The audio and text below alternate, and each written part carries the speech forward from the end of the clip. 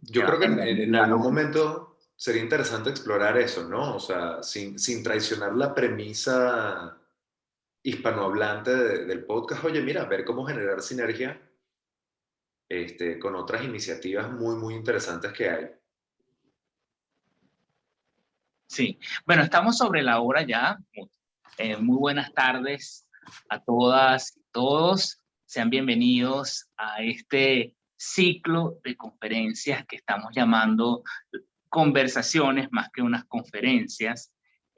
Conversaciones con el profesor Simón Gómez Guaymara en un espacio para eh, promover la creación intelectual en derecho internacional que se crea en Venezuela o por personas venezolanas.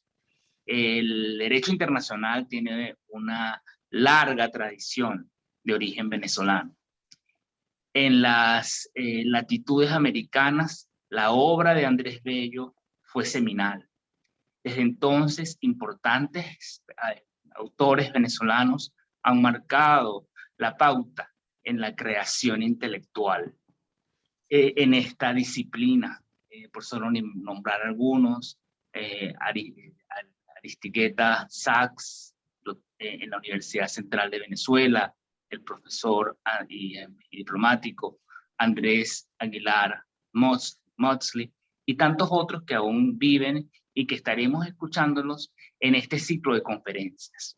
Estamos muy felices también de auspiciar con este espacio y este diálogo la creación de el sentido de comunidad entre quienes hacemos y creamos derecho internacional en Venezuela. Entonces, un espacio para una audiencia venezolana y con el propósito también de promover mayor creación intelectual en esta disciplina. Esta humilde iniciativa está muy honrada de que su primera edición esté como invitado un amigo, Moisés Montiel. Conozco a Moisés desde hace ya unos cuantos años, desde los pasillos de la Universidad Central de Venezuela, cuando andamos por allí divagando en algunas lecciones de derecho de los tratados. Moisés hoy es una joven promesa del derecho internacional con sello venezolano. Voy a resumir muy brevemente su hoja de vida para que lo conozcan. Es abogado egresado de la Universidad Central de Venezuela, donde también cursó estudios de posgrado, marcado interés en derecho internacional, tanto una especialización en derechos humanos como otra en derecho y política internacional. Cuenta con una maestría de la Universidad de Tufts en la prestigiosa Fletcher School of Law and Diplomacy. Ha incursionado en la docencia desde diversos centros académicos en Venezuela y fuera de Venezuela, donde actualmente pues se desempeña como profesor de las universidades iberoamericanas en la Ciudad de México y panamericana en Guadalajara. La ocasión, no puede ser mejor, porque Moisés ha, recibido hace muy poco, con muchísimo beneplácito, que una pieza de su autoría fue aceptada en la prestigiosa Michigan Journal of International Law. Y sobre esto estaremos hablando, entre otras cosas, esta tarde. Moisés es fundamentalmente un generalista que tiene intereses en diversas áreas del derecho internacional, primordialmente los que se relacionan con la protección del individuo, el derecho internacional de los derechos humanos, el derecho internacional de los refugiados y el derecho internacional de los conflictos armados. Ya luego tendremos ocasión también de estas diatribas de cómo denominar derecho internacional de los conflictos armados versus la versión más humanitaria que aboga por el derecho internacional humanitario, en cambio. Bueno, yo no quiero prolongar más esta introducción porque yo creo que más el diálogo con Moisés servirá de mejor presentación, que ya pues tendremos el placer de escucharlos.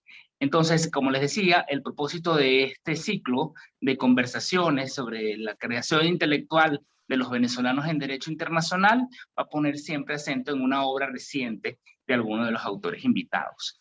Y pues entonces este trabajo de Moisés en la Michigan Journal of International Law se relaciona con un tema muy denso, pero a la vez polémico en el ámbito de la doctrina de las fuentes del derecho internacional. Y en particular al vincularse con la costumbre como fuente del derecho internacional. Y entonces por eso esta tarde Moisés nos estará conversando un poco sobre este proceso de creación de la costumbre y en particular al aspecto que él pues desarrolló en su tesis de maestría y que presentó posteriormente en este artículo que les contaba en la Michigan Journal of International Law, que es sobre la doctrina de el objetor persistente. Entonces, ya sobre los límites de la discusión y la discusión en sí mismo, bueno, yo se lo voy a deferir al propio Moisés. Yo estaré aquí más para, bueno, continuar en el propio debate, en el intercambio, así como también todos quienes nos están acompañando están invitados a seguirnos para generar este propio diálogo. Entonces siéntanse libres en cualquier momento de formular preguntas, inquietudes, comentarios a la presentación de Moisés y por supuesto que al final también abriremos un compás para escucharlos y pues y realizar el intercambio. Moisés, estoy infinitamente agradecido de que aceptaras esta invitación y pues muy feliz de este comienzo contigo por el aprecio que nos une y pues te cedo la palabra. Simón, muchísimas gracias. En primer término, pues nada, agradecerte a ti que siempre me tienes en mente para estas travesuras. Y yo pues encantadísimo. Y por otro lado, pues felicitar la iniciativa. Hay que decir del profesor Gómez Guaymara que se ha convertido en un gran promotor del derecho internacional con sello venezolano, ¿no? Y él mismo, pues muy, muy, muy logrado ya en esta materia y qué bonito ver cómo alguien de la estatura intelectual y profesional de Simón, pues nos presta un poquito el espacio para empezar a conversar de estas cosas. Me gustaría empezar, querido Simón, con una objeción, ¿no? Que no tiene todavía que ver con el tema del que voy a hablar. Tomo mucha ofensa con eso de generalista. Si bien es cierto, bueno, ya ven, uno tiene que comer y poner pan en la mesa. Mi área no la llamaría de dedicación, porque la verdad es que creo que si relacionamos tiempo es lo que menos hago, pero es lo que más me apasiona, es la teoría de fuentes.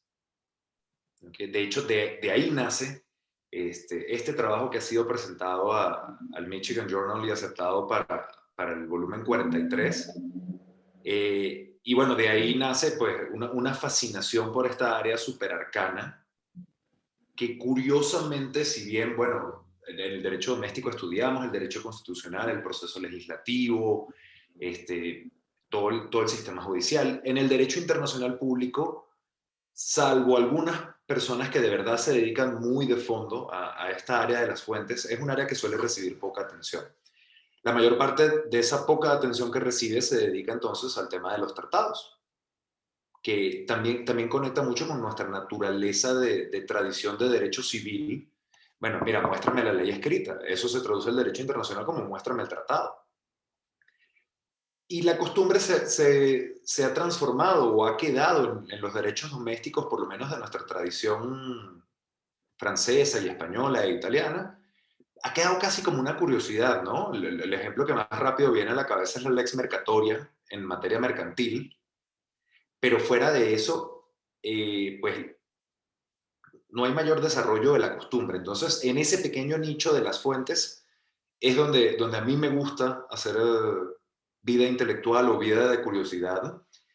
Y pues como tú comentabas, Simón, esto fue mi tesis de maestría, lo que luego se presentó a la revista de Michigan, pues es una versión ya un poco más madurada, un poco más curada, un poco menos aquejada por la vehemencia de la juventud, ¿okay? Donde todo estaba mal y la costumbre había que romperla por la mitad. Ahora, bueno, ya a mí me gusta pensar que he madurado, no sé si he madurado intelectualmente o me he aburguesado intelectualmente, pero entonces ya estos son, como dicen aquí en México, unos piensos un poquito más moderados. Entro ahora sí entonces en materia, ¿no? Pues este paper es sobre la doctrina del objetor persistente.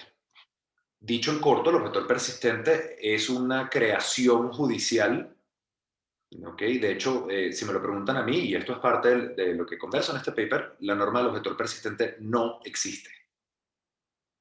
Okay. Esto fue un conejo sacado de la proverbial chistera de Stefan Talmon, donde la Corte Internacional de Justicia se inventó una forma para que algunos países pudiesen entonces separarse de la obligatoriedad de una norma de costumbre una vez que se ha verificado la existencia de esta costumbre. Yo en el paper lo que hago es buscarle con una metodología bastante heterodoxa todos los huecos que le consigo a la norma del objetor persistente, pero lo interesante fue que haciendo la tesis y ahorita revisándola para adaptarla a formato paper, me encuentro que muchos de los problemas de la doctrina del objetor persistente se trasladan a la costumbre internacional como manera de crear obligaciones. Entonces, en el interés del orden, y para que no me pase lo que pasa siempre que estoy contigo, Simón, que me voy por las ramas, esta vez sí me he preparado un esquema y haré todo lo que pueda por seguirlo de la manera más concienzuda posible. En este sentido, me gustaría que revisáramos muy rápidamente, a lo cansado Trindade, ¿no? El prolegómeno de esta explicación, algunas anotaciones muy puntuales sobre el proceso de formación de costumbre, tal como lo entendemos todos. Luego, pues empezar a hablar un poco de qué es la doctrina del objetor persistente, cuáles son sus orígenes, más o menos cómo opera.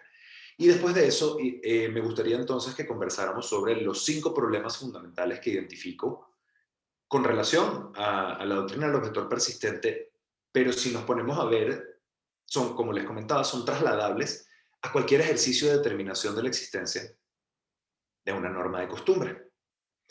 Entonces, estos 5 problemas son de consentimiento, de silencio, de autoridad, de temporalidad y esto en una nota medio 12, así, enfoques del tercer mundo subglobal, que los problemas que plantea la norma del objetor persistente con respecto de la autodeterminación de las naciones y los estados de reciente independencia o de reciente creación, que es un poquito el corolario crítico, que bueno, que también hay que analizarlo, naturalmente que no podemos hacer derecho u opinar del derecho solo desde el abstracto, porque esto regula situaciones reales, de países reales, con problemáticas muy reales.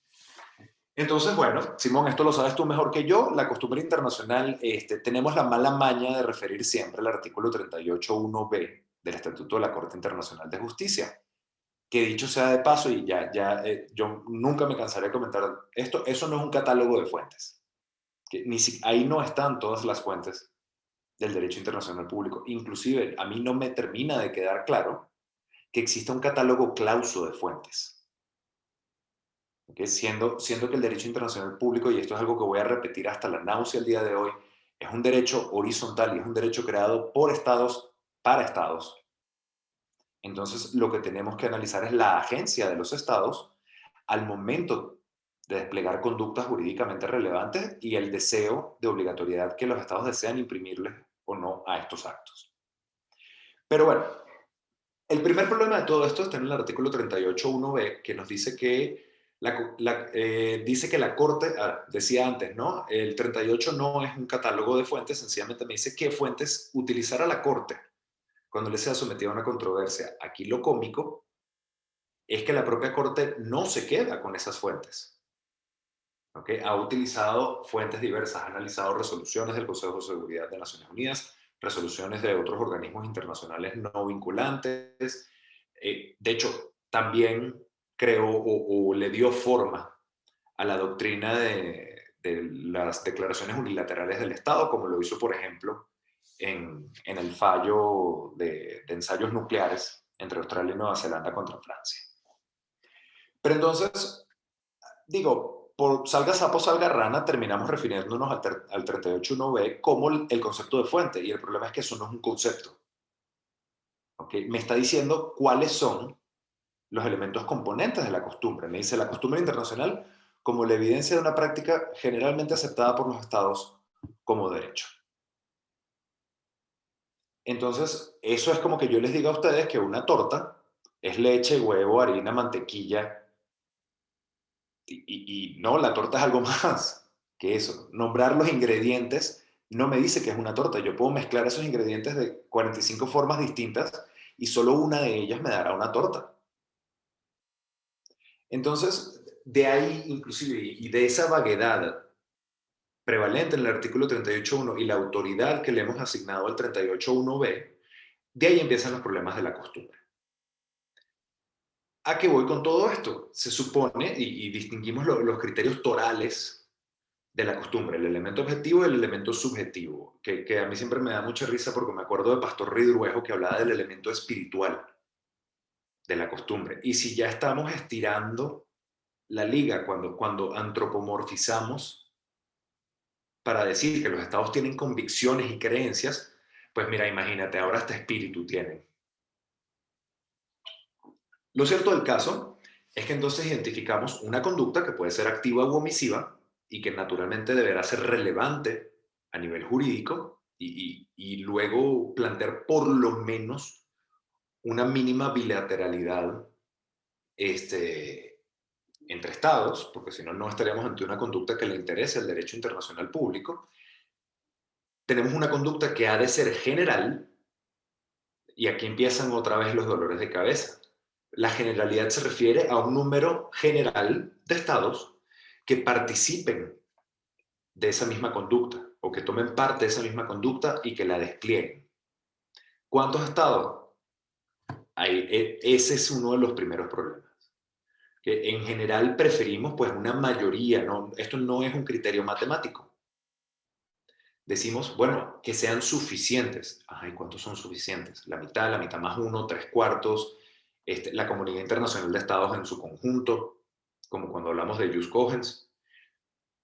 No, o sea, y luego entonces cuando empezamos a ver, y esto es parte de los puntos del problema del consentimiento, ¿cuántos estados hacen falta para crear una costumbre? Y aquí la consecuencia de esto no es cualquier cosa, porque la actuación de ese número general e indeterminado de estados crea obligaciones para todos los estados, que es lo que Bradley y Gulati identificaron en su momento como la visión obligatoria de la costumbre, que es la que prevalece en la doctrina moderna y además en los ejercicios jurisprudenciales. Entonces, el no saber cuál es ese número mágico, o que no, más bien la inexistencia del número mágico, plantea una serie de problemas de consentimiento. Un Estado puede terminar obligado por una norma que ni se enteró que se estaba desarrollando. ¿Okay? Aquí también distinguimos el tema de la llamada problemática de los estados especialmente interesados. Corrígeme si me equivoco, Simón, cuando estábamos con este tema de el régimen del espacio, de la no militarización del espacio exterior, por ahí en la década de los 60, 70 fue, que lo que teníamos era la práctica de dos estados que podían ir al espacio, la Unión Soviética y los Estados Unidos. Tuvimos una declaración de la Asamblea General adoptada por unanimidad y, ¡pumba! Tenemos una norma de costumbre, pero ya va, ¿cómo? Bueno, porque se estimó que Estados Unidos y la Unión Soviética eran estados especialmente interesados porque eran los únicos que tenían capacidad de militarizar en el espacio. Hoy en día estamos hablando así autónomamente, suyo de ellos, como dirían acá en México, unos 17 estados tienen ese tipo de capacidad. Pero entonces, dos estados obligaron a toda la comunidad internacional en aquellas décadas y siguen obligándola. Y nadie pudo decir, y a ver, ¿y qué tal que yo quería poner la estrella de la muerte en plan Guerra de las Galaxias? Y recién ahora es que puedo. No, no puedo. ¿Ok? Y claro, luego eso se consagró en el Tratado del Espacio Exterior. Hay algunas observaciones bien interesantes en materia de actividad militar en el espacio exterior por un tema el espectro geográfico de la Carta de las Naciones Unidas, que en principio solo cubre el planeta Tierra, pero eso son otras conversaciones muy interesantes. Entonces tenemos una conducta aceptada por un número general de estados. Y luego, bueno, hay algunos autores que hablan de la temporalidad de las normas, otros, digo, más cangrejos, ¿no? Por todas partes. En lo personal, yo prefiero quedarme con la idea de la consistencia como requisito para verificar el elemento objetivo de la costumbre. ¿A qué refiere la consistencia? En un número significativo de veces o deseablemente cada vez que a los estados se les presente la oportunidad de desplegar la conducta que en principio va a constituir una obligación, deben elegir, o sea, teniendo la oportunidad de portarse de otra manera, eligen comportarse con la conducta que en principio prescribiría la norma en formación. Es decir, su actuación en todas las oportunidades o en una mayoría sustancial de oportunidades donde se presente la opción de comportarme tal como lo prescribiría la norma o de otra forma, voy tal como prescribiría la norma. Eso a modo de introito por lo que hace el elemento objetivo. El elemento subjetivo, y este es, aquí empieza la diversión, ¿no? La famosa opinio juris sive necessitatis.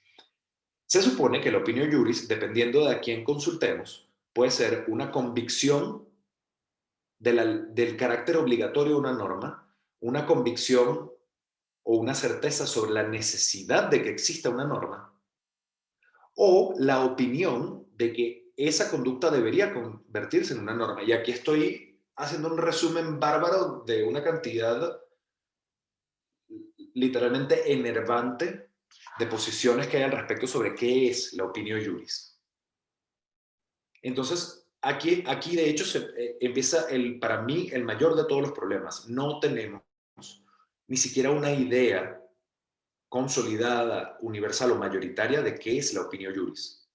Y siendo que, tal como lo observó la Comisión de Derecho Internacional en el año 2018, me parece que fue, tiene que verificarse la existencia de los dos elementos siempre, el objetivo y el subjetivo. Pero entonces, si ni siquiera sabemos a ciencia cierta qué es la opinio juris, ¿okay? ¿Y por qué me obceco tanto con esto?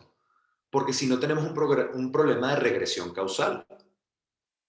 Si yo adopto, por ejemplo, la visión de la convicción de obligatoriedad, entonces no es práctica y opinio juris, es que la opinio juris informa el comportamiento. Ergo, la norma ya existía, por lo menos en la opinión legal del Estado que así se comporta. Entonces, se supone que no debe haber una relación de causación entre el elemento objetivo y el elemento subjetivo. Se deben verificar ambos. Bueno, entonces, ¿qué es? La opinión de legalidad de esta conducta debería ser una norma. Aquí, por ejemplo, bueno, hay de todo, ¿no? A mí me gusta mucho quedarme con el trabajo de Anthony D'Amato, que a mi entender es quien mejor le ha sabido dar curso a este tema de la opinio juris, cuando él se queda con los actos que por su naturaleza son susceptibles de expresar que el Estado considera o que es obligatorio o que debe serlo. Lo cual lo pone un poco más en el campo de los que dicen, y esta parte se nos olvida porque es opinio juris sive necessitatis. O sea, la opinión de juricidad según necesidad. Es decir, es necesario, es propio, es deseable que exista una norma en este contexto. D'Amato dice, no, mira, cuando ya aquí estoy brincando un poco al tema de evidencia de la opinión juris. D'Amato lo que nos dice con esto es, mira, vamos a ver cuáles actos del Estado tienen suficiente carga expresiva como para significarnos que en la visión del Estado se satisface el elemento subjetivo. Esto pareciera que otra vez estuviésemos volviendo a los salones del pregrado, pero a mí me parece capital empezar por acá al momento de hablar del objetor persistente. Fíjense que en lo que tenemos en los 20 minutos que tenemos de conversación, y no hemos salido del concepto, bueno, del, entre comillas, concepto, de la costumbre internacional, miren ya todos los cangrejos que tenemos. Aquí y en el paper y en la tesis en su momento, pues mi idea era hacer una disección de la norma. ¿Okay? Uno se acerca, y aquí ahora sí entro en materia, hablar del objetor persistente. Tendríamos que decir que la primera vez que se habló de la norma del objetor persistente en el derecho internacional público moderno, ¿okay? En tanto sistema post Segunda Guerra Mundial, fue en los fallos de asilo y en el caso de pesquerías del Mar del Norte. ¿Okay? En asilo, de hecho, fue una referencia muy de pasada, que aquí luego, si recordamos, en el caso asilo hubo algo interesante porque la Corte proveyó algunas observaciones en materia de costumbre regional, donde además revirtió la carga probatoria. ¿Okay? Normalmente quien alega la existencia de una costumbre debe probar que existe la costumbre. Entonces en asilo la Corte hizo alguna prestidigitación ahí extraña con la carga probatoria, donde entonces Colombia, que era el demandado, debía probar que ella no veía y que nunca se había comportado al efecto de respetar la obligación de otorgar el salvoconducto. Pero ahí entonces empezó como a hacer de hecho estos dos fallos, pesquerías y asilo, los dos son del año 51, si la memoria no me falla. Con lo cual podemos ubicar el origen de la norma del objetor persistente en esa bancada específica de la Corte Internacional de Justicia. Luego en pesquerías habló específicamente de la norma del objetor persistente. ¿Qué nos dijo la Corte? Y es importante señalar aquí que la primera vez que se habló de esto como derecho internacional positivo fue en fallos de la Corte Internacional de Justicia. No fue la doctrina, no fue la práctica de los estados, fue la Corte Internacional de Justicia, que además tiene ciertas tendencias que a veces son un tanto preocupantes a lo que conocemos como jurisdicción normativa o que algunos llaman activismo judicial. A la Corte se le olvida que ella debe aplicar el derecho como existe, ¿okay? Y más bien, donde encuentra lagunas, donde encuentra inconsistencias, hace proposiciones normativas que luego son recogidas por la doctrina y por este círculo vicioso que ocurre, que los abogados entonces citamos a la Corte para darle más legitimidad a nuestras tesis jurídicas, pero nos olvidamos que la Corte no puede generar precedentes. De hecho, eso va a uno de los problemas que identifico más adelante, que es el problema de la autoridad. Pero entonces la génesis, no quiero decir normativa, porque no creo que tenga carácter normativa la doctrina del objetor persistente, lo encontramos en el fallo de pesquerías y en el fallo de asilo. ¿Qué dijo la Corte puntualmente sobre el tema del objetor persistente? Pasa por reiterar que todos los estados están obligados por todas las normas de costumbre que puedan estar en vigencia en un momento determinado. La única manera de excepcionarse o de salirse de la operación de esa norma de costumbre es que en el periodo formativo de la norma de costumbre, y aquí empieza el chiste, el Estado debe, en cada oportunidad que tenga, de manera inequívoca, pública y reiterada, protestar la norma. Es decir, si yo estoy en un foro como Naciones Unidas y alguien me habla de, ostras, yo qué sé, el derecho al Internet, por poner un ejemplo trivial, que bueno, que ya ha sido declarado como derecho humano, incluso recogido en algunos países. Pero supongamos que fuese esto, porque es lo primero que se me viene a la cabeza, ¿no? Que lo estuviésemos desarrollando por vía consuetudinaria. Si yo soy un Estado que no cree que eso sea un derecho humano, bueno, derechos humanos es mal ejemplo porque entonces está el tema de universalidad. Pero bueno, ya vamos a quedarnos con esto.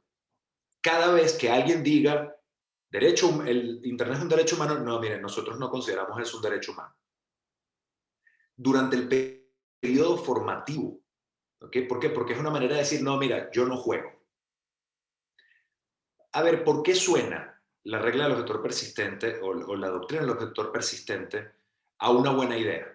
Que, bueno, porque le permite cierto nivel de control y de agencia a cada Estado para hacerse el vestido a su medida. No olvidemos que la piedra fundamental del derecho internacional público es el principio de libertad, perdón, tal como fue instituido o como fue reconocido por la sentencia del fallo del SS Lotus de la Corte Permanente de Justicia Internacional en el año 1927, donde la bancada de la Corte Permanente dijo, palabras más, palabras menos, todos los estados tienen libertad de actuación, cualquier limitación a la libertad de actuación de los estados debe ser expresamente aceptada por estos. ¿Okay? Claro, en este caso se refería a jurisdicción de buques y navieros en alta mar. Ya, bueno, el chisme del Lotus es bien entretenido, pero baste con decir aquí que los estados son libres. Cada tratado, cada norma que se crea es una autolimitación que se impone al Estado, un poco aquí rescatando la teoría de la autolimitación de la voluntad, ¿no? De la que nos hablaba Jelinek ya hace siglos. Yo entiendo que ya pues hay visiones diversas, pero yo creo que sigue explicando muy bien el fenómeno del derecho interestatal. ¿Ok? Sobre todo en este tema de creación de nuevas normas. Entonces, ¿por qué suena a una buena idea? Porque le permite entonces a cada Estado llevar un control sobre cuáles normas consuetudinarias le obligarán y cuáles no. El problema, ¿okay?, es que la presunción detrás de esa supuesta ventaja es muy miope. Aquí entonces entro con el tema de los 5 problemas que yo identifico con la norma del objetor persistente y en general con la formación de las normas de costumbre. Como les comentaba en un principio, pues el problema del consentimiento, el problema del silencio, el problema de la autoridad, el problema de la determinación temporal y el problema de las naciones de reciente independencia y en general de la autodeterminación de las naciones. Entonces, voy con el primer, y fíjense que ya he ido tocando muy ligeramente estos puntos, con lo cual espero no extenderme demasiado en la parte expositiva de esto para que podamos ahora sí entrar a conversar, mi estimado Simón, que estoy acaparándome yo todo el tiempo. El primero de ellos es el problema del consentimiento. ¿Ok? A ver, N cantidad, por ejemplo, recordemos me parece que fue en Plataforma Continental del Mar del Norte. Entonces teníamos este tejemaneje, Alemania, Dinamarca, ya no me acuerdo quién más. Entonces, bueno, pero es que Alemania no es parte del tratado que se le había pedido a la Corte que utilizara como base de la controversia. La Corte intentó ver si ella podía abstraer el principio de equidistancia del tratado y de hecho realizó un análisis consuetudinario y dijo, el pastel, no hay para dónde. A ver, cuando ustedes resuelvan este tema, no, mentira, fue en Golfo de Maine. Bueno, ya no me acuerdo. Creo que sí era más o menos así el chisme en Plataforma Continental. Entonces, lo único que le dijo a las partes fue, bueno, miren, cuando vayan a resolver esto, multilateralmente o plurilateralmente entre ustedes, oye, traten de tener en cuenta el principio de equidistancia. Pero es que la verdad es que Alemania no está obligada a nada de esto porque Alemania no es parte del tratado y el principio de equidistancia no es costumbre. Es un principio reconocido para un tratado interpartes, no así un principio general de derecho. Entonces, aquí lo básico es que en el derecho internacional público, tal como ha sido concebido, y por más que sus otras ramas hayan empezado a sacar vida y métodos propios, ¿ok? Cuando estamos hablando de creación de obligaciones en el derecho internacional en general, los estados tienen que aceptar las obligaciones y deben aceptarlas expresamente. Porque esto es una función de la soberanía y de la igualdad soberana de los estados. Nadie le puede montar la pata encima a nadie, chico. Así de sencillo. ¿Okay? A nadie se le puede obligar o imponer una obligación sin su consentimiento. Y si recordamos, hace un par de minutos les contaba, pero es que una vez que se cristaliza una norma de costumbre, que se solidifica, como se le suele decir en la Academia Americana, entonces ya obliga a todo el mundo. Epa, y si a mí me agarraron entre gallo y madrugada y yo no me enteré que ahí había una norma, compadre, usted se la come. Pero ¿qué pasó con la igualdad soberana, el principio de libertad? Aquí lo que han explicado algunos autores es que, bueno, estas son parte de las reglas de juego del sistema internacional. Es decir, si usted quiere formar parte de la comunidad internacional y usted se duerme y se lo lleva a la corriente y surge una nueva norma de costumbre, por eso precisamente parece una buena idea la norma del objetor persistente. ¿Cuál es el detalle? Asumir esto presume que los estados tienen perfecto conocimiento en todo momento de todas las conductas de todos los estados. Entonces, imagínense, vamos a plantear esto y luego esto lo voy a conectar con el tema de los estados de reciente independencia y de la autodeterminación. Pero entonces tendríamos que tener a las cancillerías de los estados con departamentos inmensos llenos de gente monitoreando costumbre internacional. A ver, de repente en una cancillería europea o estadounidense o del norte global se puede tener un departamento para esto y no creo yo que los tengan, ¿ah? Pero entonces, ¿qué pasa entonces cuando entramos a naciones en vías de desarrollo o naciones cuya institucionalidad está tan depauperada como Venezuela, que de broma tenemos cancillería, ¿ok? A pesar de que, bueno, sí quedan algunos oficiales diplomáticos muy versados, pero esto no es un tema de diplomáticos, esto es un tema de abogados. Y de abogados además especializados en costumbre, que sepan identificar cuáles conductas son relevantes, la convicción de los estados. Entonces, estamos asumiendo una capacidad de recursos, atención y conocimiento casi perfectos que no existen en la realidad. Entonces, aquí vemos una primera tensión con el problema del consentimiento. La regla del objetor persistente, ¿ok?, asume que si usted no dijo nada, usted está dando su consentimiento. Entonces empezamos aquí a hablar de aquiescencia. La omisión de conducta, entonces, plantea una aceptación. Y a ver, logísticamente esto puede ser es una solución, pero es una solución irrespetuosa de la libertad de los estados y del principio de igualdad soberana. Y la doctrina del objetor persistente ilustra esto perfectamente, porque el que no llora se queda obligado. ¿Por qué? Porque si usted no lloró, ese silencio equivale a aceptación. Y por ningún lado en el derecho internacional público, ni siquiera en las doctrinas del estoppel, o de la llamada aquiescencia por el estoppel, ya va, Simón, te pido, ya, permíteme un segundo, que justamente ahora me estoy quedando sin pila, me voy a conectar desde el teléfono para poder continuar con esto. Permíteme un No, no te segundo. preocupes, Moisés, son gajes del uso tecnológico que ahora pues vivimos en una parte importante de nuestro día en Zoom, Teams y afines. Así que te esperamos, no hay problema. Sí, sí, ya mismo estoy entrando. Aparte que llegó en un momento muy crítico de Sí, lo sí. que conversábamos, de un momento de inflexión. Permíteme. Ya. Tienes que apagar el audio de uno de los dos. Sí. Ajá. Ya, permítame.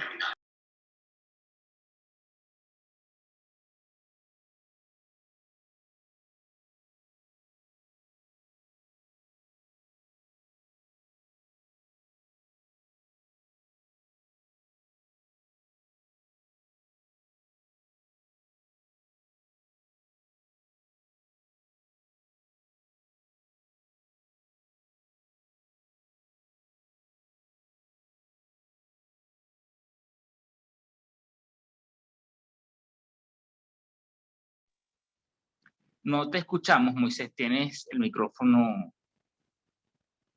Ahora, Ajá, ahora ahora, sí. ahora te escuchamos Ah, perfectamente. perfecto, sí, es que ya por fin me pude cambiar al teléfono. Ok, entonces, estamos con el tema del consentimiento y la aquiescencia y el denominado Stoppel, ¿no? La doctrina del Stoppel, que, bueno, como se imaginarán ustedes, tampoco es de mis favoritas del derecho internacional público, pero por lo menos sujeta la operación del Stoppel, que es entonces esta aceptación por vía de silencio, pero lo sujeta a ciertas circunstancias, que el Estado haya tenido o sabía o debía saber las circunstancias que le generan entonces esta aceptación, debía estar cognizant, es la palabra que se utiliza en inglés, debía estar en conocimiento de qué ocurre. Aquí la Corte agarró y básicamente utilizó el estoppel por aquiescencia y lo trasplantó a la creación de normas consuetudinarias. Con lo cual, ya, perdonen ustedes que me están llamando por aquí por el teléfono, Cristo Jesús, no se puede tener paz.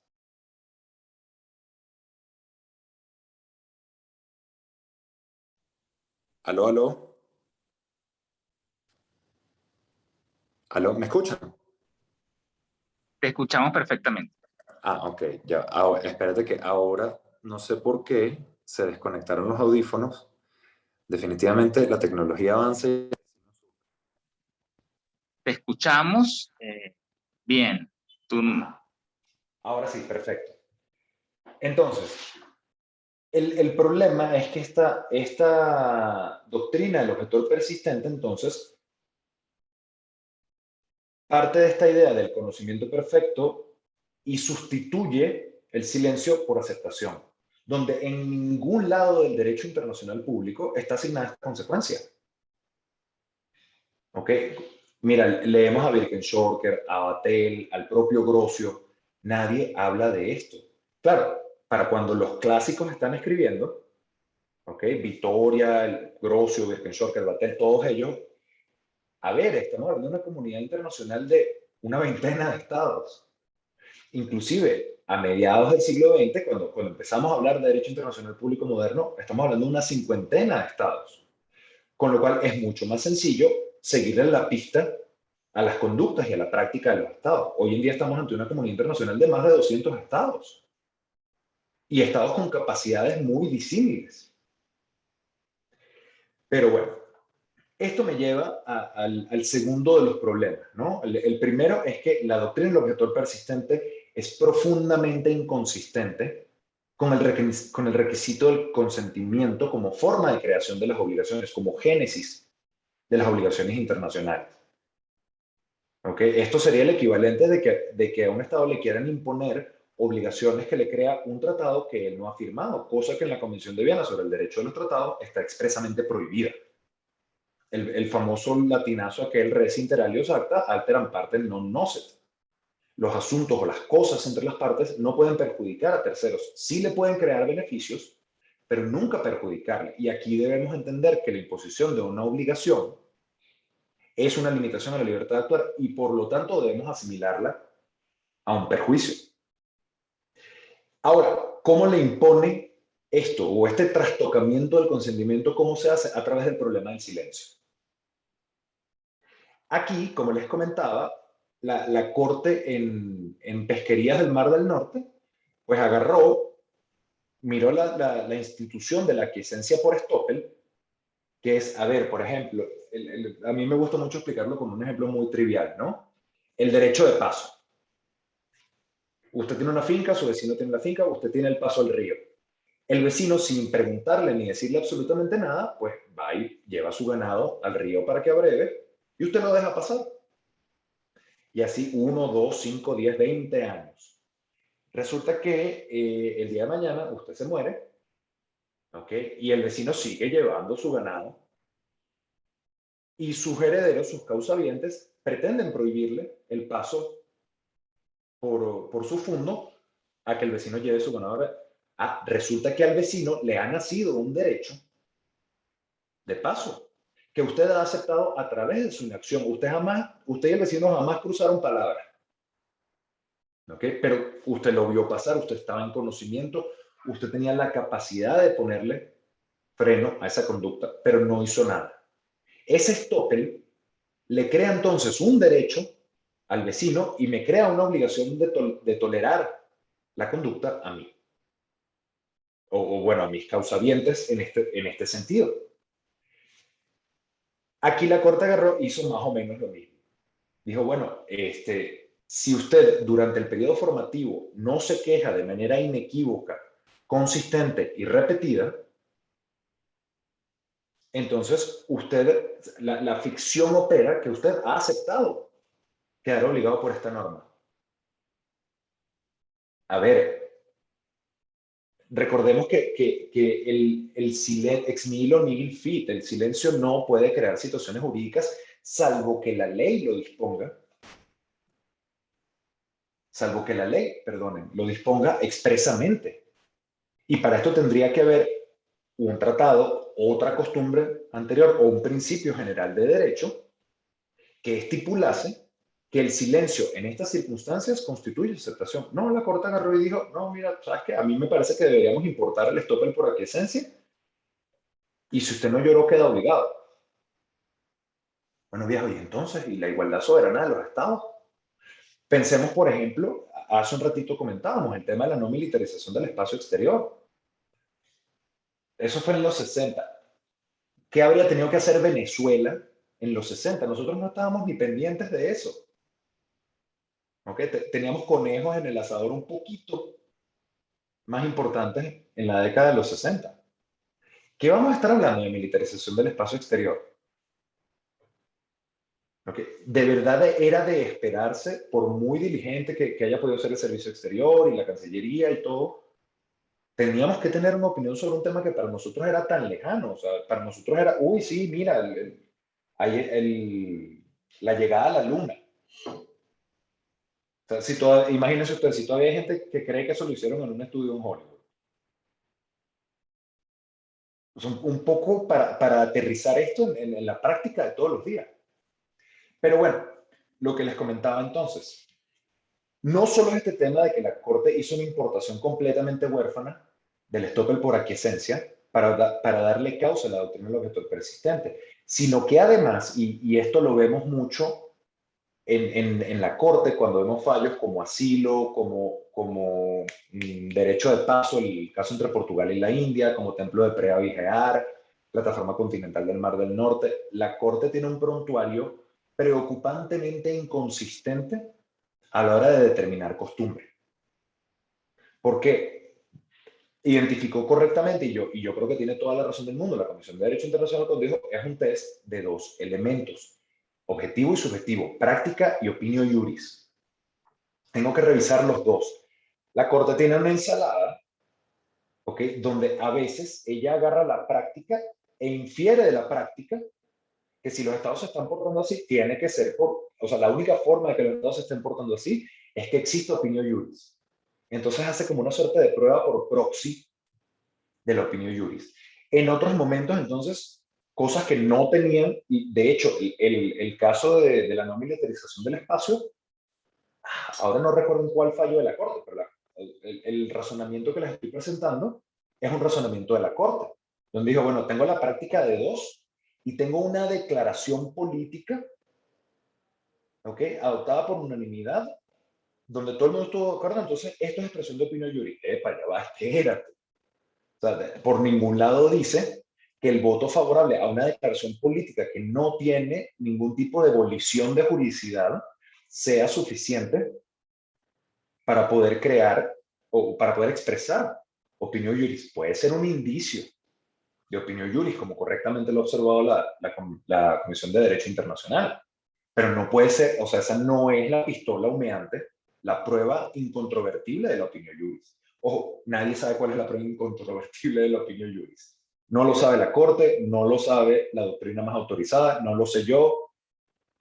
Estamos en eso. Yo creo que la mejor teoría la tiene D'Amato, pero eso lo podríamos hablar en algún otro momento. ¿Cuál es el problema? Esta inconsistencia en la metodología de la Corte, entonces ha brincado al problema de que, bueno, pero es que la opinión juris, como es tan difícil de probar, no la tengo que probar. Ya va, aguántame ahí. Porque fíjense, y recordarán ustedes de sus lecciones tiernas de Derecho Internacional Público, que cuando distinguimos entre costumbre y comitas gentium, la cortesía internacional, que es esencialmente costumbre sin opinio juris, la mera repetición de una práctica. Por ejemplo, el recibimiento de honor a un dignatario extranjero. ¿Okay? Si, por ejemplo, va el presidente de Venezuela a otro país y no le ponen la alfombra roja ni le hacen el pasillo de honor, pues ahí no se genera responsabilidad jurídica. En un desaire puede ser un escándalo diplomático, pero no hay ilegalidad. Entonces, la Corte a veces dispensa y solo ve práctica, a veces solo ve opinión juris y no analiza. Y con la regla del objetor persistente, entonces ella lo único que está viendo es la ausencia o la presencia de la protesta, sin entrar a analizar de fondo cuál es la forma que debe observar esa protesta. Porque, y aquí deberíamos distinguir, a ver, protesto porque no me gusta la norma, protesto porque me considero exento de la norma, protesto porque la norma es incompatible, la norma en formación, digo aquí, es incompatible con el derecho internacional y público. Esa clase de motivaciones no podemos no analizarlas. Ah, pero entonces aquí, silencio. Y el silencio entonces equivale a aceptación. ¿Cómo? Aquí lo que tenemos, y sé que ya he vuelto varias veces sobre este mismo problema, la Corte asumió, ¿ok? Y fíjense que a partir de la década de los 50 es que empieza a aparecer la figura del objetor persistente en los manuales de Derecho Internacional Público. Por ejemplo, recuerdo del paper, por ahí me puse entonces a revisar edición por edición varios manuales. Me acuerdo mucho del manual de Asa Oppenheim, que es uno de los grandes publicistas. Oppenheim no incluye la doctrina del objetor persistente dentro del capítulo referente a la costumbre hasta algo así como la 8ª edición, ya a finales de los 50, inicios de los 60. La norma no existía, se la inventó la Corte. ¿Ok? Pero entonces, aquí el problema, y si tuviese que resumirlo en una sola oración, es que la doctrina del objetor persistente apareja el peligro de asignarle unas consecuencias jurídicas al silencio que por ninguna parte están asignadas, con lo cual la Corte legisló o pretendió legislar. El siguiente, y ya que fíjense que este paper es como varias cosas simultáneamente, ¿no? En un principio es una disección de la norma del objetor persistente, pero también es una carta de desamor a la Corte Internacional de Justicia. Simón sabe esto y quienes me han escuchado en cualquier otro momento lo saben, yo no soy ningún fanático. Tengo una relación amor-odio con la Corte Internacional de Justicia. Me parece que tiene un rol armonizador fundamental, pero me parece que algunas bancadas de la Corte se han tomado unas licencias que exceden por largo su mandato, inclusive llegando a incurrir en el pecado supremo, que es el activismo judicial, sobre todo cuando consideramos la horizontalidad que debe necesariamente asignar al derecho internacional. Esto me lleva a el siguiente problema, que es el problema de la autoridad, o más bien de la falta de autoridad. Como ustedes saben, la Corte no puede legislar, está constreñida por su estatuto a determinar y aplicar el derecho tal como existe. Y cuando habla de determinar el derecho, es, a ver, voy a buscar cuál es el derecho aplicable a este caso específico. A veces hace cosas que están en el límite. Pensemos, por ejemplo, en el fallo de Nicaragua, donde los estadounidenses se batieron una excepción buenísima de que no se podía utilizar como base normativa la Carta de las Naciones Unidas en tanto en un tratado multilateral y el resto de los estados partes no eran parte del litigio, y la Corte dijo, ah, bueno, pero déjame revisar si existe una norma en el mismo sentido de la provisión de uso de fuerza en la costumbre.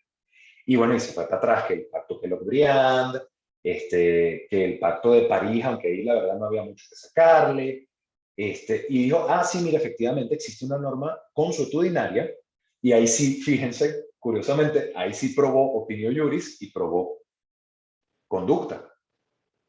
De hecho, cuando uno quiere de alguna manera cerciorarse del peligro de la prohibición de agresión o de uso de fuerza, pues lo que Nicaragua es el mejor manual, la sentencia, tanto la preliminar como la de fondo de Nicaragua, son el mejor manual de derecho internacional público que cualquier persona pueda querer. ¿Cuál es el detalle? Esto estuvo bien, porque ella indagó, determinó el derecho y lo aplicó tal como existe. Pero luego después va por ahí inventándose cositas y excede su mandato. Eso es ultravires. Está extralimitándose en sus funciones y está usurpando la función legisladora que pertenece única y exclusivamente a los estados, en el derecho internacional público, y excepcionalmente a otros sujetos a los que los estados le deleguen capacidades normativas, como ocurre, por ejemplo, con la Organización Mundial del Comercio. Yo soy de la opinión de que en cierto margen el Programa de las Naciones Unidas para el Medio Ambiente. Hay algunos casos por ahí en la periferia de legislación no estatal, pero la Corte definitivamente no es uno de estos casos. Los tribunales no deben legislar, deben aplicar el derecho, lo pueden suplementar, lo pueden desarrollar, pueden inclusive, y lo vemos mucho dentro de las tradiciones anglosajonas, que se dice que el precedente es el derecho, pero el precedente normalmente elabora o sobre la existencia de una ley o sobre la existencia de un principio general o de la propia Constitución.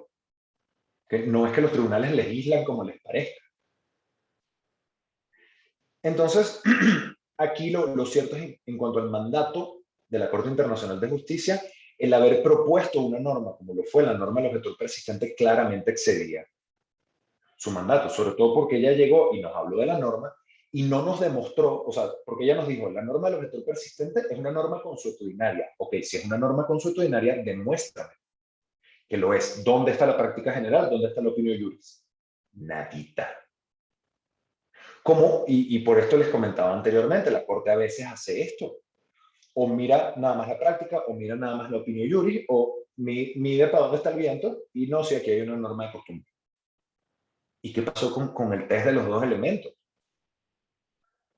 Claro, pero como entonces es el principal órgano judicial de Naciones Unidas, como es el que tiene la gran misión armonizadora del derecho internacional público, pues entonces no lo cuestionamos. Y aquí de hecho ocurre otra cosa muy interesante que también la exploro en el paper. El artículo 59 del Estatuto de la Corte Internacional de Justicia me habla de la prohibición de generar stare decisis. ¿Qué quiere decir esto? El stare decisis es básicamente el latinazo que nos explica la capacidad de crear precedente vinculante. Como sabemos, los fallos de la Corte Internacional de Justicia solo son obligatorios para las partes del litigio con respecto del litigio específico. Es decir, yo tengo el fallo de Avena y otros nacionales mexicanos contra Estados Unidos. Si el día de mañana ocurren hechos idénticos entre Estados Unidos y México a los del caso Avena, yo no puedo alegar que en Avena se crea una obligación para los Estados Unidos. ¿Por qué? Porque ese fallo solo obligaba a México y a los Estados Unidos con respecto de Avena y esos otros, me parece que eran 40 y tantos nacionales mexicanos. Entonces, ya lo decíamos, la Corte no puede legislar, pero tampoco puede crear precedente en el sentido judicial. Sin embargo, fíjense que aquí, y aquí sí hay que asumir responsabilidad, quienes nos dedicamos al estudio del derecho internacional, entonces cuando queremos darle pedigrí y darle soporte a un argumento, lo que hacemos es que citamos, no, porque la Corte dijo, ojo, yo también lo hago, lo hacemos todos. Pero aquí lo que debemos tener en mente es que no es porque la Corte lo dijo. La referencia debe ser a la lógica y a la persuasión del análisis jurídico y del silogismo jurídico que hace la Corte. Pero no es porque la Corte lo dijo. Que no es un precedente vinculante, no es una jurisprudencia vinculante, obligatoria. Aquí a lo que estamos haciendo referencia es, como dice el profesor Johnston, a la persuasión del mejor argumento, al poder del mejor argumento. Y por supuesto, a ver, estos no son 15 cualesquiera. Permítanme ustedes un momento. A ver, Simón. Ajá, ya está. Disculpen ustedes. Aquí no estamos hablando de 15 cualesquiera hijos de vecina o hijas de vecina. O sea, en principio son las 15 personas que más derecho internacional saben sobre la faz de la Tierra. O sea, tampoco están jugando carritos. Pero para no estar jugando carritos, la verdad es que a veces sí se toman unas licencias pues, un poquito problemáticas. Entonces, la Corte no puede generar precedentes. Entonces, no puede legislar. Ergo, si es que existió en algún momento esa norma del objetor persistente, era solamente con respecto al caso de pesquerías. Con lo cual, mal podríamos abstraerlo como una norma general del derecho internacional público. Esto me lleva a mi penúltimo punto, que es el problema de la determinación temporal. Aquí seré un poco más sucinto. Las normas de derecho consuetudinario se determinan en retrospectiva, siempre.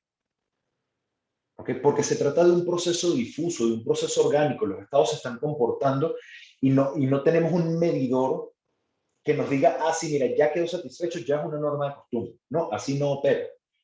El tribunal o el decisor o el órgano estatal mira hacia atrás, ve si hay conducta, ve si hay opinión juris, y si parecen satisfechos, dice, bueno, mira, estamos ante una norma consuetudinaria. La Corte hace lo mismo, mira hacia atrás, revisa el precedente. Aquí es importantísimo ver el tema del templo de Preah Vihear entre Camboya y Tailandia. Perdón. Entonces, si no sabemos a ciencia cierta cuándo empieza el periodo formativo de la norma, sino que las normas de costumbre las determinamos viendo hacia atrás, entonces, ¿en qué momento debía protestar el Estado? Recordarán ustedes que les comentaba, el objetor persistente plantea que durante el periodo formativo se debe protestar el surgimiento de la norma.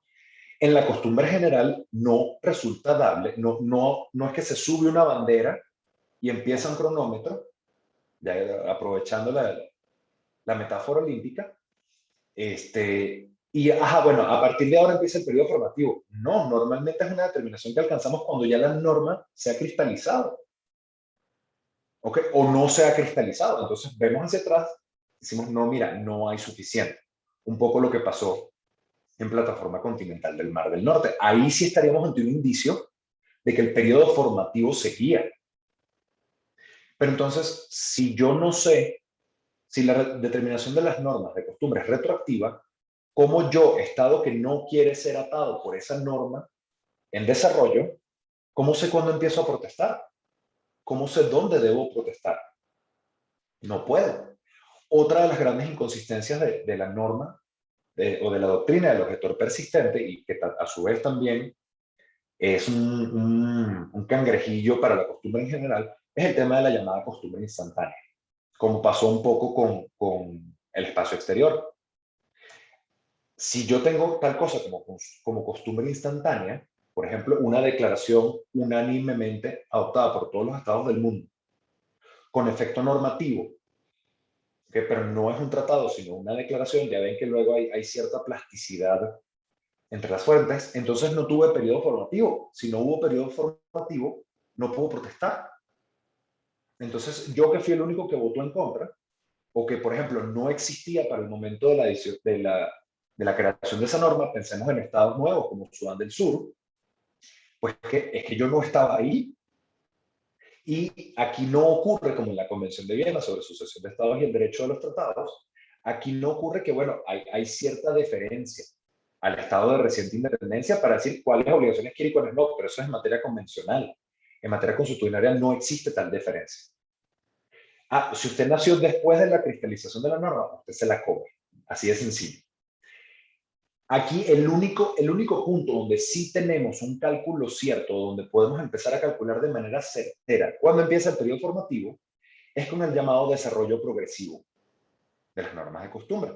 Esto tiene que ver un poco con el tema de la codificación y el desarrollo progresivo. Recordemos que codificación es cuando un tratado recoge normas consuetudinarias tal como existe. El mejor ejemplo, la Convención de Viena sobre el Derecho de los Tratados del año 69.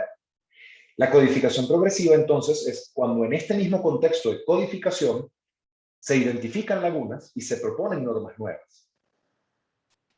Entonces, el desarrollo progresivo es, mira, esto va para el tratado, obliga a los estados partes, pero digamos, es el punto de partida de una nueva norma de costumbre que podría o no cristalizarse y existir paralelamente al tratado. Ahí sí podríamos hablar entonces de un periodo formativo cuyo inicio está perfectamente definido y a partir del cual debería protestarse. Pero es el único caso, y no crean ustedes que esto ocurre todos los días. ¿Okay? Es más bien con tratados muy seminales, donde las reglas ya están muy digeridas, ¿okay? Porque son precisamente tratados fundamentalmente codificatorios, como lo fue, por ejemplo, en su momento la Convención de Viena sobre el derecho de los tratados, un poco, y esto podría ser algo que ya no creo, no apunta para allá, porque ya han pasado 20 años exactamente, con los artículos sobre responsabilidad internacional, el proyecto de artículos sobre responsabilidad de los estados por hechos internacionalmente ilícitos, que en su mayoría recogen, aunque aquí hay un debate muy vivo, pero en la opinión, y esto ha sido la opinión de sucesivas bancadas de la Corte Internacional de Justicia, que los artículos recogen derecho consuetudinario. Pero también, y siempre se le pone la coletilla, bueno, sí, hay partes de desarrollo progresivo. ¿Cuáles? No sé, habrá que ver. Por eso tenemos todas las discusiones que tenemos, sobre todo, por ejemplo, con la parte de las defensas y las excusas. Que ahí, por cierto, Federica Padeu tuvo un paper demoledor sobre el consentimiento, justamente, como preclusión de la responsabilidad internacional en el caso de intervenciones armadas. que ese paper de Federica es un tren, y de hecho yo ahorita estoy trabajando en algo un poco derivativo de lo que hizo Federica, pero entonces es este tema de el uso de la fuerza, o más bien, la legítima defensa contra actores no estatales en el territorio de un tercer estado, sin el consentimiento del estado territorial, que evidentemente es un uso de fuerza de lo que está prohibido por el artículo 2.4. ¿Ok? Aquí me comenta Simón que partió de su tesis doctoral. Lo que yo estoy tratando de ver, en este momento, no les adelanto todavía la conclusión, es si podemos utilizar el estado de necesidad tal como está concebido en el proyecto de artículo sobre responsabilidad del Estado por hechos internacionalmente ilícitos, si podríamos utilizarlo como una suerte de extensión normativa o como una suerte de extensión consuetudinaria al artículo 51, que solo permite la legítima defensa entre Estados. Pero bueno, esto por lo que hace al tema de la determinación temporal, ¿no? Salvo en el caso muy específico de las convenciones que contienen artículos de desarrollo progresivo en el contexto codificatorio, pues resulta materialmente imposible determinar cuándo empieza el periodo formativo y cuándo debería un Estado empezar a protestar. ¿Ok? El último problema que identifico, ya con esto voy cerrando, el problema de la autodeterminación y de los estados de reciente independencia. Como les comentaba, solo se puede protestar durante el periodo formativo. Esto asume, como comenté varias veces desde un inicio, que el Estado tiene conocimiento perfecto de todas las normas de costumbre en formación que podría haber en un determinado momento. Perdón. En un determinado momento. Entonces, sabemos que esto no es cierto. Que pensemos en un microestado, como por ejemplo Timor Oriental, o como por ejemplo Kosovo, que se estrenó hace relativamente poco, o Sudán del Sur. Ustedes me van a decir que la Cancillería de Sudán del Sur de verdad está pendiente o que tiene la capacidad humana, técnica, profesional, que estoy seguro que habrá profesionales de excelente calidad allí, pero probablemente estén un poco más ocupados en terminar de consolidarse como un Estado, en crear instituciones. ¿Ok? Tienen los recursos, a ver, para eso hace falta plata. ¿Ok? Y esta idea del objetor persistente parte de la idea de que todos los estados tienen esos recursos y esas capacidades a la mano, cuando sabemos que no es así. Inclusive en las cancillerías de estados plenamente desarrollados, no hay divisiones de seguimiento de costumbre. Estoy seguro que alguno podrá tener un escritorio que se ocupe de eso, pero no creo yo, y me atrevo a decirlo incluso sin saber, no creo que sea la mayor parte de los estados. Luego también veamos otra cosa, y hace un ratito hablaba de la Convención de Viena sobre el derecho de los tratados, sobre la asociación de estados y el derecho de los tratados del año 71, que de hecho entró en vigor hace relativamente poco y apenas tiene una veintena de estados, pero tiene un principio que ha sabido escabullirse y entrar al mainstream, ¿no? A la generalidad del derecho internacional, que es el denominado principio de la tabula rasa. Todo estado de reciente independencia empieza de cero, no hereda obligaciones. Pero ¿por qué si hacemos esa distinción en materia convencional y no en materia consuetudinaria? ¿Okay? A mí me parece esto profundamente irrespetuoso y además doblemente irrespetuoso, porque no estamos hablando de la soberanía de un Estado asentado, que bueno, que no se enteró que se estaba formando una norma, sino un Estado que no existía cuando se estaba formando la norma. Entonces, la proposición de la norma del objetor persistente, tal como existe, pues, a ver, es un batazo en las costillas al principio de autodeterminación de los pueblos cuando se concreta en la formación de un nuevo Estado-nación, y definitivamente es una burla cuando lo comparamos al principio de la tabula rasa en materia de sucesión, secesión, adhesión y unificación de estados, porque luego estos son distintas situaciones que afectan la personería y, digamos, el entramado de obligaciones jurídicas que tiene un Estado, y nadie le pregunta. Entonces, todo esto, y fíjense que aquí, bueno, y podríamos seguir, ¿no? Estos son, básicamente lo que he ido haciendo es ir revisando ¿cómo se llama? El índice del paper, pero quisiera cerrar con esto, ¿no? Ted Stein, quien fue de los principales proponentes de la doctrina del objetor persistente y quien escribió sin duda alguna el paper más pesado en defensa de esta doctrina, auguró, esto me parece que fue en la década de los 70, si la memoria no me falla, auguró que sucesivas décadas irían viendo o serían testigos del uso incrementado de la doctrina del objetor persistente. Lo cierto es que a sol de hoy son más bien casos de excepción donde se ha verificado esto. Aquí, y no puedo dejar de hacer este comentario, de hecho, Venezuela es uno de los pocos países que se ha valido de esta doctrina con relación a ciertos temas del derecho del mar, particularmente la definición que está contenida en las convenciones de Naciones Unidas sobre el derecho del mar, que diferencian isla e islote. Como ustedes saben, pues nosotros tenemos una cantidad de cangrejos de delimitación de áreas marinas y de áreas insulares. La principal para mí entre ellas, Isla de Aves. Perdón. La principal entonces, la Isla de Aves, donde Venezuela, que de hecho fue sede de una de estas convenciones de Naciones Unidas de Derecho del Mar, cada vez que ha podido ha protestado. Venezuela de hecho no es parte de la... ya no sé si de la primera, de la segunda o ninguna de las dos, creo que de ninguna, pero me podría estar equivocando, precisamente por esa definición de isla en islote. Y ante la tesis de que las convenciones del derecho del mar lo que hacen es recoger derecho consuetudinario, Venezuela, desde que empezaron las negociaciones, pues se ha valido de la figura del objetor persistente. Ya ven que nadie es profeta en su propia tierra, entonces tiene que salir un venezolano a hablar mal de esta doctrina. Pero es que yo lo resolvería desde un punto de vista mucho más sencillo. Les comentaba hace un rato, Bradley y Gulati hablaban de la visión obligatoria de la costumbre internacional, que es un poco la costumbre obliga a todos, hayan participado o no hayan participado. Y existe una posición minoritaria identificada con un soberanismo y un estatismo un poco más rancio, dentro del cual me inscribo yo, creo que se cortó un segundo, dentro del cual me inscribo yo, que es, no, mira, o sea, necesitamos replantear el tema de la obligatoriedad de la costumbre para estados que no participan activamente. Yo sí soy partidario de que deberíamos ir encuestica, estado por estado. Mire, usted tiene práctica relevante de esto, inclusive centralizarlo, como por ejemplo existe la División de Codificación en las Naciones Unidas, cuyo único trabajo es monitorear reglas de costumbre. ¿Ok? Y luego ayudar precisamente a proponer estas convenciones que codifican el derecho consuetudinario.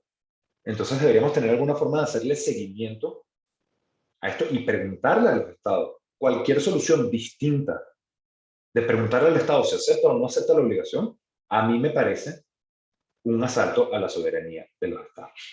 Les hablaba entonces de Ted Stein, que en los 70 auguraba, Stein en los 70 auguraba que sucesivas décadas verían un incrementado uso de la doctrina del objetor persistente. Lo cierto es que a vuelta de hoja, como les comentaba, son más bien los casos de excepción. La regla del objetor persistente no existe, inclusive si tomamos a valor de fachada lo que dijo la Corte Internacional de Justicia, en pesquerías no tiene práctica, salvo casos muy aislados y minoritarios, y no tiene opinión juris. ¿Okay? De hecho, fíjense, por eso luego se presentan cosas como las que se presentaron en el caso asilo. Claro, aquí estamos hablando de costumbre regional, que tiene entonces algunos vericuetos muy específicos, pero miren lo que pasó, por ejemplo, en Plataforma Continental del Mar del Norte, o lo que pasó en Golfo de Maine. Golfo de Maine es un caso muy, muy interesante porque aquí Estados Unidos y Canadá le pidieron a la Corte que le dijera a ellos cuáles eran las normas aplicables. No les pidió en sentido estricto ni que delimitara, ni que les resolviera la disputa. No, le pidieron a la Corte, mira, ¿qué derecho debemos tener nosotros en mente aquí a la hora de delimitar esto? Que ahí, bueno, la Corte, perdonen ustedes, la Corte entonces habló del tema de la equidistancia, habló de cualquier otra cantidad de cosas. Esto es, palabras más, palabras menos, pues la integridad del paper que la gente del Journal de Michigan amablemente ha decidido publicar. Perdónenme lo extensivo, yo pretendía que esto fuera más conversadito con Simón, pero entre una cosa y otra, pues no lo logré. Soy muy acaparador con esto, les agradezco muchísimo su atención. Simón, quedo a tu disposición si tenemos preguntas, comentarios. Moisés, muchísimas gracias y estoy seguro que dentro de poco ya podremos leer la pieza una vez que esté disponible. Pues ya ha sido publicada por la Michigan Journal of International Law. En primer lugar, felicitar tu trabajo, que nos honra profundamente, conociendo pues tu trayectoria y también por estos lazos que tejemos desde pues la venezolanidad. Y bueno, no tengo nada más que decir que esto es un ingente aporte al derecho internacional.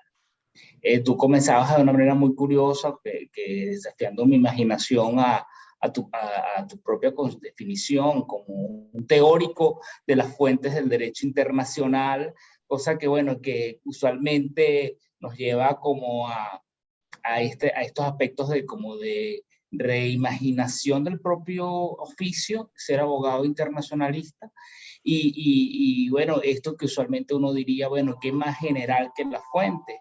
Pero ya vemos cómo es que dentro de la misma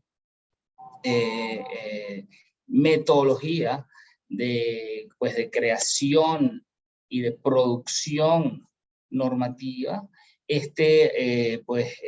tema, pues si se quiere, nodal, hace epicentro disciplinar, y por ello ya logro comprender pues la razón de tu interés de como lo que te ha motivado. Entonces, de alguna manera también la contribución es muy persuasiva, ¿no? Porque mueve un lugar común, ¿no? Esto de mover una, digamos, doctrina que muchas veces se copia y que suena inicialmente como relativamente de plano, ¿no? Sin profundizar, lógica, Sí, de coherente. hecho, suena respetuosa de la soberanía de los estados, porque te están diciendo, mira, este es el espacio para protestar y que quedes libre de esto. Entonces, creo que el mérito de esta contribución es mover los cimientos de este lugar común sobre una crítica muy bien fundada y muy articulada sobre aspectos tanto técnicos como de policy, de conveniencia en el sostenimiento de esta doctrina.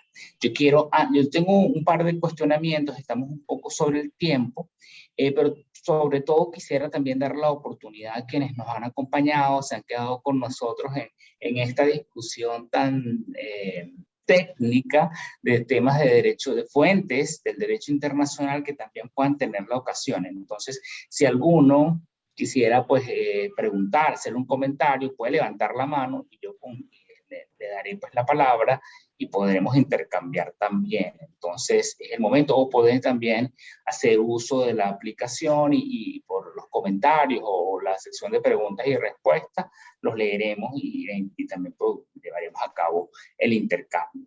De suyo yo quisiera entonces como referir a lo que serían unos muy breves comentarios, Moisés, que más que comentarios es como búsqueda de un intercambio y de recibir tu percepción sobre estas cuestiones. La primera es que, bueno, pareciera, tú bien circunscribías esto como un problema que no ha tenido desde el punto de vista práctico mayor resonancia a más que circunstancias puntuales, ¿no? Y referías casualmente la nuestra.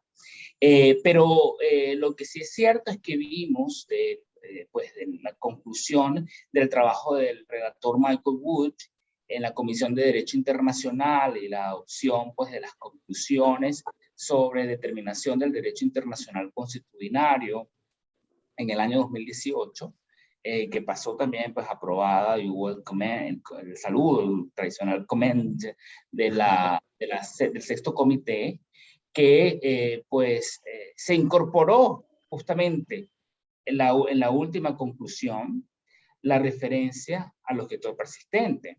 Y para algunos fue recibido como sorpresivo, porque no estuvo en las primeras de cambio del trabajo de Michael Wood.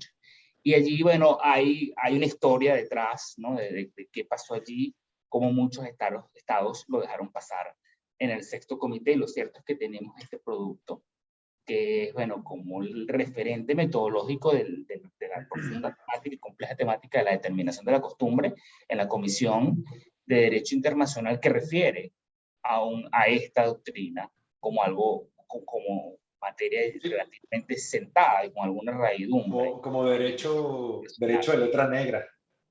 Exacto. Entonces, esa era una cuestión que me interesaría saber cuáles son tus impresiones al respecto. Y las otras son dos cuestiones muy breves, pero también más en un corte teorético. Una que va por el orden de una autora que me influyó muchísimo, de quien he tenido la suerte de contar como guía, que es la profesora Anthea Roberts, quien en su penúltimo libro se cuestiona este tema, bueno, de la producción del derecho internacional, y se hace la pregunta, ya no es tanto qué es el derecho internacional, como lo que siempre nos inquietaba, esto es un derecho, es realmente jurídico, más bien es realmente internacional, es international. Simón, perdóname que es que me estaban reventando el teléfono aquí. Si me puedes repetir la última frase muy brevemente. Bueno, un poco sobre el trabajo de Anthea en el La profesora cuestionamiento Roberts. de si es el derecho internacional realmente internacional. Y creo que parte de tu trabajo en relación con la formación y determinación de la costumbre tiene que ver con este cuestionamiento de cómo se lleva a cabo esa determinación. Entonces, el verdadero examen sobre los sistemas culturales, sobre la diversidad cultural, la diversidad de los sistemas jurídicos, pues contribuye, quizás en una óptica comparativa, que es más o menos la tesis de Anthea, en International Comparative Law, en ese proceso de determinación de costumbre. Y la última cosa era más como tú veías las críticas de Twale a esto, bajo una óptica de dominance. Déjame, anoto los 3 puntos para que no se me pierdan, ¿no? Ahí en sí lo incluyó en el 2018, Anthea, y fíjate que, permíteme solo un momento para que no se me olvide nada, interestatal y el TWAIL. Ajá. Fíjate, Simón, en cuanto a la primera observación, la relatoría de Sir Michael Woods, digo, evidentemente el profesor Woods es una autoridad en metareglas como pocas quedan, pero fíjate que yo detecto un guiño institucional en en las conclusiones del año 2018 de la Comisión de Derecho Internacional a la Corte, ¿no? Inclusive cosas, no quisiera ser ligero al decir esto, ¿no? Pero veo un poco a la Comisión de Derecho Internacional con la autoridad y el pedigrí del que goza, lavándole la cara a lo que para mí son algunos trastabillos de la Corte Internacional de Justicia, en deferencia, como lo comentaba inicialmente, a esta labor armonizadora que se supone que tiene la Corte Internacional de Justicia. Okay, yo no identifico rápidamente o no creo factible que la Comisión de Derecho Internacional se vaya a agarrar de los moños con la Corte Internacional de Justicia, ¿no? Sobre todo entendiendo que mira, o sea, hemos tenido jueces que luego han sido relatores o que trabajan tras bambalinas con los relatores, que eso sí lo sabemos sobradamente y no es algo malo, al contrario, donde nuestras dos principales instituciones jurídicas, una judicial y la otra, digamos, doctrinaria, trabajen de la mano, perfecto, porque tendremos un derecho internacional más unificado. Con respecto al objetor persistente, de lo que me asiste todavía a la memoria, efectivamente se incluyó muy sorpresivamente en las conclusiones del año 2018, sin dar mayor explicación. Básicamente lo que lo que hicieron las conclusiones del 18 o del año 2018 fue recoger lo que la Corte ya había dicho en el caso de pesquerías, sobre los límites, o sea, de la protesta inequívoca, persistente, pública y notoria que debe hacerse durante el periodo formativo, confirmando entonces esta visión de Bradley y Gulati sobre la visión preponderantemente obligatoria de la costumbre internacional, incluso para aquellos que no participan. A mí me hubiese gustado ver un poco más de discusión, que fíjate qué curioso, ¿no? Este paper o la tesis se escribió en el año 2015, ¿ok? Y por supuesto tuve que hacerle una profunda reedición para cortarle las páginas, también algunos errorcitos escribiendo, que gracias a Dios el inglés ha ido mejorando en este tiempo, y debo decir, cosa que aprovecho para felicitar, el editorial board de la edición 43 hizo un llamado muy público a autores del sur global, a minorías, personas de color. O sea, me parece fundamental esto de tratar de abrir un poco el compás de quienes intervienen, ¿no? Que los journals dejen de ser el norte global, hablando del norte global. Y por supuesto que cuando vi esa convocatoria, y me pareció que esto podría ser una pieza de interés, sobre todo porque es el mismo journal, y esto me conecto entonces con el siguiente de tus puntos, donde el año pasado, Mónica Hakimi rompió la costumbre internacional, ¿okay? En ese mismo journal. A mí, me atrevo a soñar que la profesora Hakimi de repente haya sido uno de los árbitros de mi artículo, con lo cual, si sobrevivió a la mujer que rompió la costumbre internacional y que precisamente aboga por una concepción más orgánica y menos formalista, que fíjate que lo que yo no digo en el paper, ¿okay? Es que yo sí siento una gran deferencia por este enfoque metanormativo de la costumbre, ¿no? De pasos, de procesos que hay que cumplir. Mónica aboga por todo lo contrario, ¿okay? Pero me conecta muy, y me gustaría conectarlo a lo que decías, ¿no? Sobre Anthea Roberts, cuestionando esta naturaleza del derecho internacional, y lo compendio con un propio comentario mío. A mí me gusta, cada vez que voy a dar la materia de derecho internacional público, me gusta, un poco por fastidiar a los alumnos, ofrecer una exención completa, o sea, que exima la materia el alumno que sea capaz de responderme cuál es el problema fundamental con el título de la materia. ¿Okay? Porque nuestra materia se llama Derecho Internacional, y lo cierto, y yo por lo menos parto de esa visión y así lo expreso en el paper, es derecho interestatal. Tanto porque son los estados los que legislan, los que hacen el derecho, y porque son los principales destinatarios de estas normas. Entonces, justamente, y creo que el caso de la confección de la doctrina del objetor persistente es el caso que nos confirma, o lo grave de las inconsistencias de esta doctrina nos confirma el carácter estatocéntrico, o debe hacerlo, por lo menos, del derecho internacional público, que debe siempre estar signado por la más absoluta deferencia a la soberanía de los estados. Sé que ahí me estoy yendo un poquito por la tangente desde la perspectiva de derecho comparativo de la profesora Roberts, pero bueno, todo esto en el interés del tiempo. Por último, en cuanto a las llamadas perspectivas del tercer mundo, o los TWAIL, como se les llama en inglés, fíjate que toda la penúltima sección del paper está justamente, sin llamarse TWAIL, es TWAIL. Aquí en el sentido de, mira, o sea, ¿qué pasa? Y cuando estoy hablando de la autodeterminación de las naciones, y cuando estoy hablando de los estados de reciente independencia, estoy hablando del sur global, fundamentalmente. Fíjate el propio argumento que hice varias veces: la existencia de la doctrina del objetor persistente presume la existencia de capacidad, recursos, conocimiento personal, que la mayor parte de las veces no es cierto en el mundo en desarrollo y en el sur global.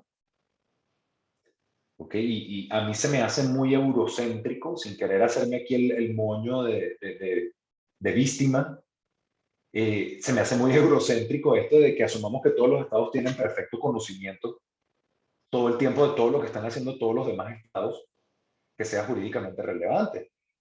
A mí me parece, y lo no lo llegué a decir en el paper, pero lo pensé mucho. Lo que pasa es que mi tutor,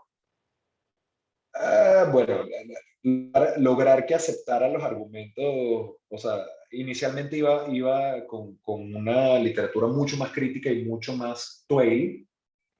Tuve que editarlo un poco, porque bueno, tuvimos algunos encontronazos con eso. Sin embargo, el profesor Glennon sigue siendo uno de mis grandes referentes en materia de derecho internacional, sobre todo porque es un experto y por eso quise trabajar con él, desmontando cosas. Pero aquí, fíjate que hay una cita por ahí en un lado del paper de Bejawi, ¿no? De una obra que tenía que se llama La pobreza del orden internacional. Y no puedo dejar de pensar en el proceso de la conquista. De hecho, para aquellos que estén siguiendo, pues recientemente empecé una aventura de un podcast con un querido amigo colombiano. El podcast se llama Internacional con Ñ, todos invitadísimos a escucharlo. Y tenemos nuestro primer capítulo con el profesor Alonso Gurmendi y justamente reflexionamos en algo que para mí está muy cerca del vector persistente. Llegó el europeo, conquistó las Américas e impuso su derecho y su cultura como estándar de civilización. Y entonces es un esquema, digamos, es un círculo de autoafirmación, porque las únicas normas civilizadas son las normas del europeo. Y a mí se me hace, y no me puedo sacudir esta percepción, y además está soportada por algo de investigación empírica que no vacié en ese paper, pero que no he podido dejar de notar a lo largo de los años. El objetor persistente, si le metemos un poco de data al análisis, es una forma del norte global de asegurarse que como su voz es más pesada, como su voz es más oída, como su práctica es más pesada que la del Estado del sur global, perpetuar sus propias preferencias normativas. Entonces, digo, con eso lo cierro. Podría seguir aquí mucho rato más, pero me parece que ya nos hemos girado a la hora. Gracias, Moisés.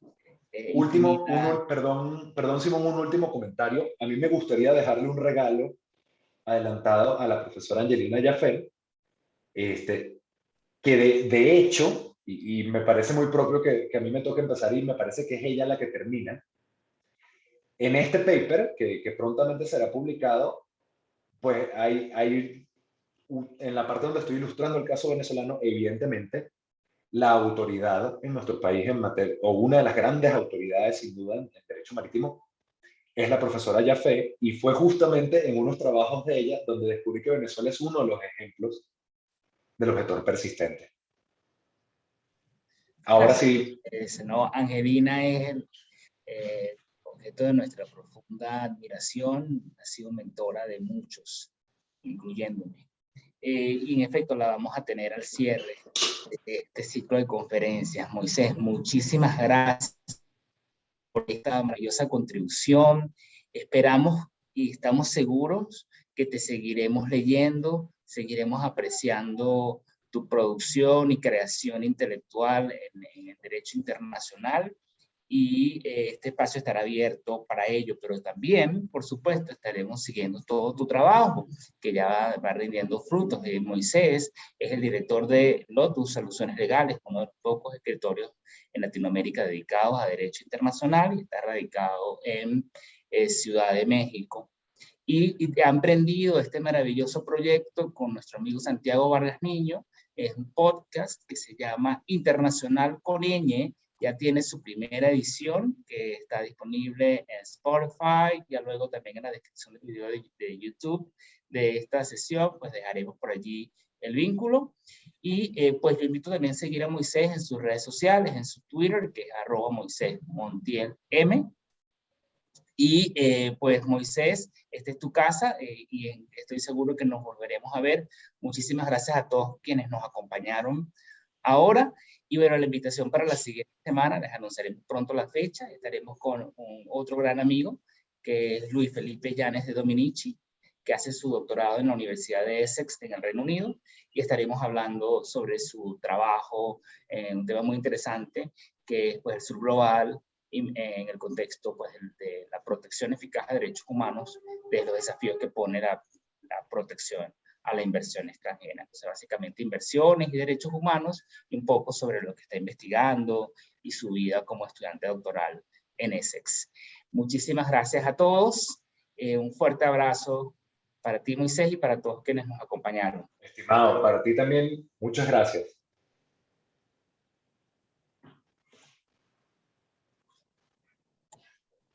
Moisés, te voy a pedir si puedes cerrar la sesión, finalizar el seminario.